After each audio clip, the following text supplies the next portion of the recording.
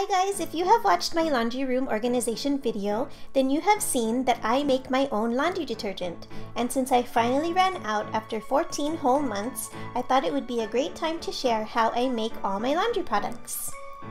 Let's start with the laundry detergent.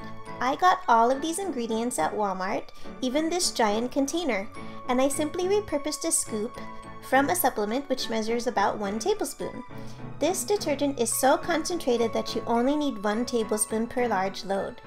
For a funnel, you can use a piece of paper or a chopping mat like I have here, which is from the Dollar Tree. The key to mixing this properly is to add the ingredients in increments, starting with the bar of Castile soap. You will either chop it up with a knife, grate it on a hand grater, or in a food processor like I have here. Then you will add 1 cup each of the remaining ingredients, which are the washing soda, borax, and oxygen booster. Then you will mix everything by hand until it is evenly distributed, and then repeat these steps. For this container, I repeated this process 3 times.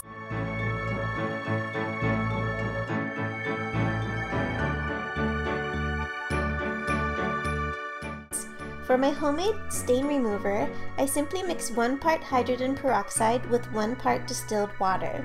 It is important to keep hydrogen peroxide stored in an opaque bottle, so I just used this bottle of hydrogen peroxide from the Dollar Tree and diluted it with distilled water.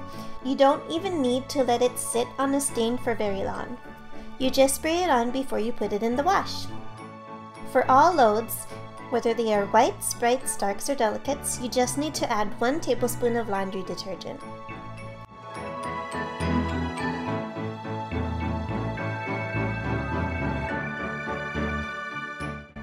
For whites, depending on the load size, you can use 2 to 4 tablespoons of oxygen booster.